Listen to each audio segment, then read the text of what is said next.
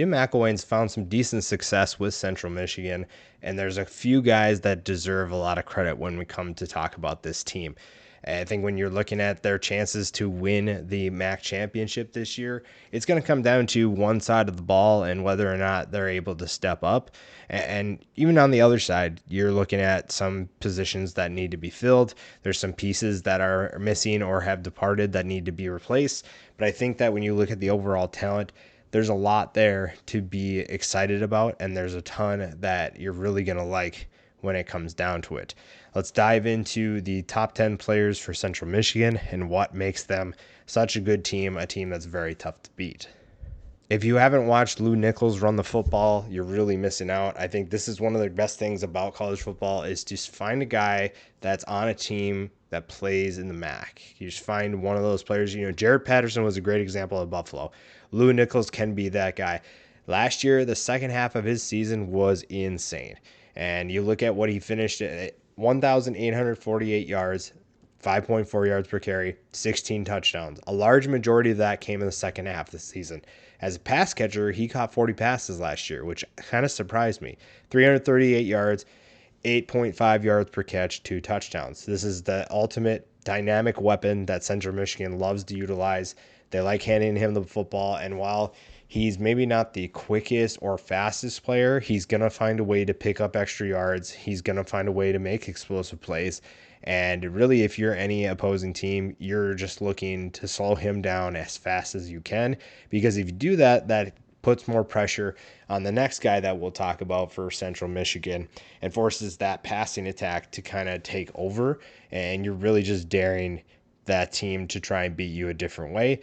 Lou Nichols is not going to be contained for super long. You're going to have to find a way to just live with the fact that he's probably going to do a lot of damage. Daniel Richardson enters a huge season for Central Michigan.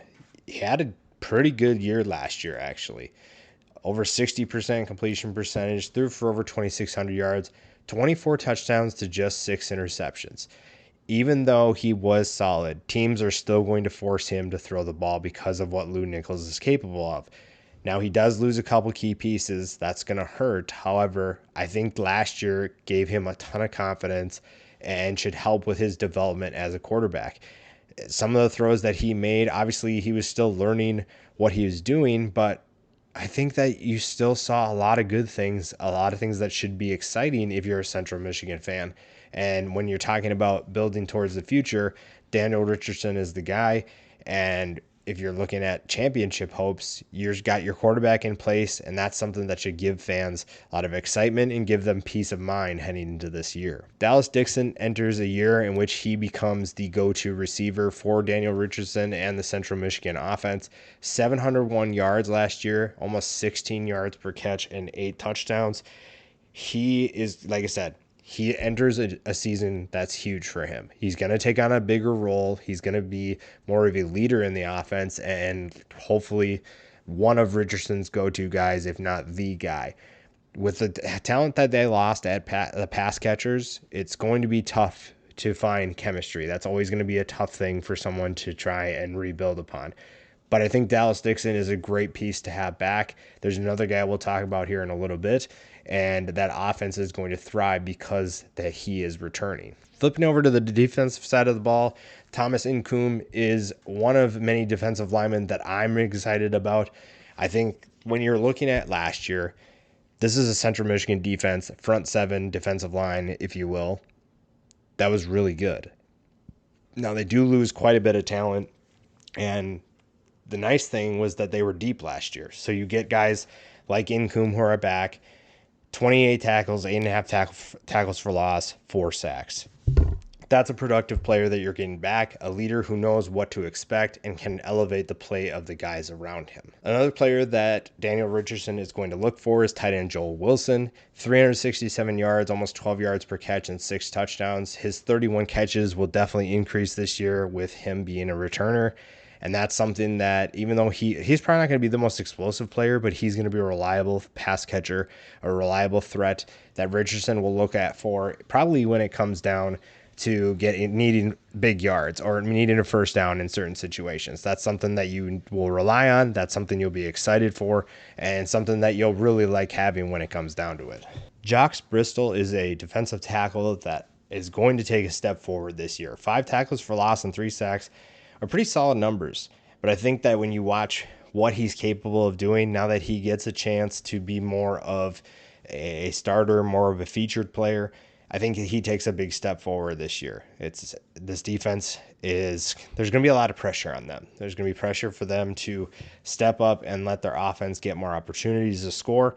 And that comes from a defensive line that needs to step up. Again, Central Michigan lost quite a few pieces that were super talented, and the defensive line arguably has the best depth of any of those groups. It just comes down to which guys are going to step up. Cornerback Dante Kent is another guy that we talk about stepping up. You need someone to be able to take a step forward on this defense, and Dante Kent is a guy who's capable of doing that. 55 tackles, 14 passes defended is insane. There's a lot of talent that's going at him in this conference, and he's had a lot of attention, and he's proved that he can handle that, and now he gets a chance to take a step forward. With Devontae Reed leaving in the transfer portal, he becomes one of the leaders, and that's something that you're going to need on a defense that loses quite a bit of talent. You need someone who's experienced, someone who can steady the ship, and when it comes down to it, make the plays you need him to make. Miles Bailey should see more time with Kobe Lewis entering the transfer portal. Now, that probably means that Lou Nichols will get more carries, but a guy like Bailey is good depth, had some experience last year, and didn't rush for under 200 yards, but now with their 2 openings available, he figures to be one of those guys to step in and take that backup role behind Nichols. The next 2 guys come on the defensive line. John Wesley Whiteside at defensive tackle. I think the interior defensive line is super talented for Central Michigan, and it was really tough, honestly, to pick just 3 of these guys on the interior, even just 4 total on the defensive line. You're looking at, like I said, a defensive line that's going to play a big role in getting the backside up to speed, the linebackers, the defensive backfield, and if they play really well, then they're going to shut teams down, and that's something you really need. If you're the Chippewas, you're looking for a defense that lost talent and looking for a way to make an impact. Get your defensive line to play really well, and then wait for everybody else to get up to speed. Finally, Tyrese Woods Jr. is another defensive tackle. 4.5 tackles for loss, 3.5 sacks. He and Jox Bristol are 2 guys that can step up this year, play a bigger role in the defense. Again, if this defense is going to be good, it's because the defensive line is dominating, and then the linebackers and the secondary are getting up to speed. I like what this team can do. And you look at the talent, the offensive side of the ball, they should be explosive. And when you flip over to the defense, the front line is going to be good. It just comes a matter of who behind them is going to step up as well.